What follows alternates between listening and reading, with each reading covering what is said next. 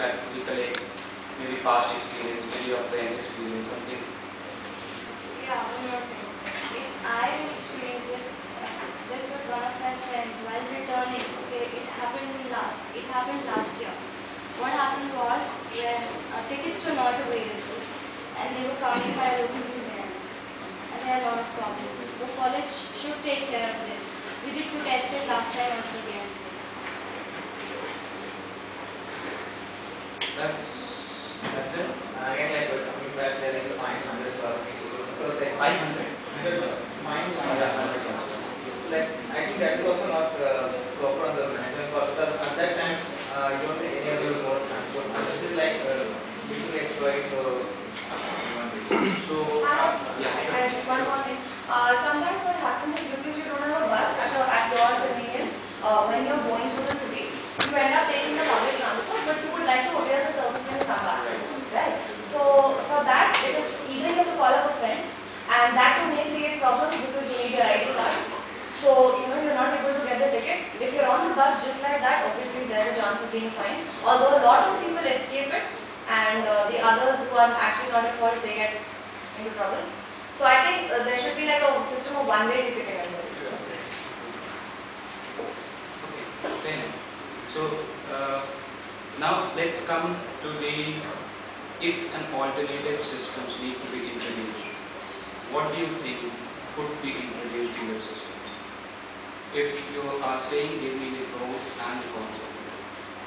Sorry, the question is not very clear. Alternative system for the I mean, transport itself? You're facing problems, right? Right. You want to change it. Okay. What all things you want to be changed, and what all, as you said, you can have an intranet facility that is that. What are the pros and cons of that? I don't think we need to actually fully overhaul the system. There's a very efficient system in place. It's just that we need to have some additional subtractions in that to introduce something like one-way ticketing and personal middle of the day, just to actually convince. Otherwise, it's been working for so long, so many years. So I think there's a small basis which can be clarified later. One addition could be perhaps extend the limit during which the tickets are distributed. Because sometimes you're just out of class, you have say 20 minutes or 30 minutes or so, where you have to rush back to your room, get your stuff and then come back for the ticket as well. So maybe extend the time of the distribution. Even the timing of the buses, one bus leaves at 6:30 and comes back at 10. You reach the city by 7:30 and you hardly have 2 hours with you to do any work. So there's no point in sending a bus at that time. Looking at the pros and cons of the new what we want to change, like she said, if you go for e-ticketing, you have to time that this time the e-ticket must be available. People will go for it, and some people who are entirely of the last moment they have to go, they need to go. They want to be able to have the facility. Okay. So there can be some problems with Okay, let's take individual. Let's take the e-ticketing part. Okay? Suppose there's a system of e-ticketing where you can book online through internet. What are the pros and the cons? What do you think could be the added advantage to an student? The cons can be seen. If it's e-ticketing, then every week's for your own discussion, you read it. So there has to be certain limits or certain timing. Otherwise, people will just end up booking tickets to name the dates and run out the tickets for themselves. So just 40 tickets, 40 tickets. And I also agree with you in the sense that they just want to book the tickets, block it, Block it. and not turn up, which might just cause somebody else to lose bus ticket. Secondly, I also feel that it will also require one extra. It's an additional burden on the student body itself, in the sense of the representatives who print out the bus, whatever thing.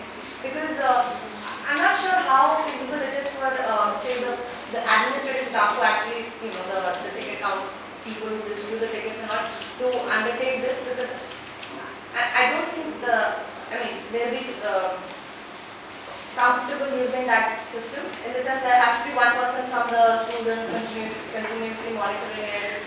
Why do you want that? If it is automated, I don't think. What do you mean automated? In the sense that you print out your ticket, or how? It really depends on how you sort of structure They it. are telling who booked what and how many open tickets. So it will be very difficult for them to complete the whole process.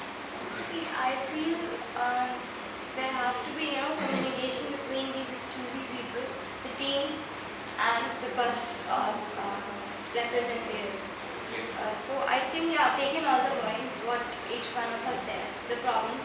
But basically I feel this will tell at least the bus representatives that how many students are there who want to go tomorrow, who want to avail the services the Adding on next to day. your point, one of the pros will be like, if you get demand-based service. For example, there are some guys who want to have to prefer time restriction. And based on the amount of demand, they can have bus service on those lines. It's not necessarily 10, 15 or 5, 15. And this way, we can come to know that what are the preferred timings where the bus service can be scheduled, and not only the demand. So these two very clearly indicates like the bus schedule, the whole schedules can be moderated based on the demand, rather than they fixing up the timing and we are lining to it. We may not customize the timings like, but whatever time slots we have, like if today there is a bus for 3:30, okay, we keep the timing same, but at least we can know that who are there who want to go and avail the bus at 3:30. And one more thing we can say that the price of the tickets are not refundable, so that they don't book it just to block the tickets. So there are measures that we take. The last moment, you want to go at the last moment, decide going at the last moment because of some emergency or something. So you don't allot all the seats for the e-ticketing system. So you reserve some seats which are not for the e-ticketing system, but for people who have for the last hour. And 500 seats for that, for emergency. So that people don't like people don't buy all the tickets for themselves, even if they are not sure if they want to go or not, or they go to and do not take all from the Yeah, I think I agree with the whole like demand I think because what we can do is like a day prior we can give them like 5 different slots in the day where the bus are free. And the spot which has the highest number of days means which is most preferable by most of the students, they should run the bus at that time. Okay. That will be more. No, it's like you all discussed, you prefer going on weekends. So, don't you think that this service would be more convenient if it is on weekends rather than on weekdays? Because we have spread over the whole day like 11 to 2:50, 3:30. So I think that's enough for people. Right. Or even if that's not enough, we can introduce bus at 5:15 later. But on weekdays the problem is you only get to go at 5:15, 6:15. And that will depend, and nowadays since we see the juniors are not that interested to go to city on weekdays because of their study, we always end up paying for extra tickets. That's the problem. We need to have something if demand there, then we get to know how many people want to go at certain spot. Otherwise, a lot of people leave earlier because they are not sure if the bus is going to go or not. So, as far as the discussion goes, it's on weekends that there are not enough people in the bus.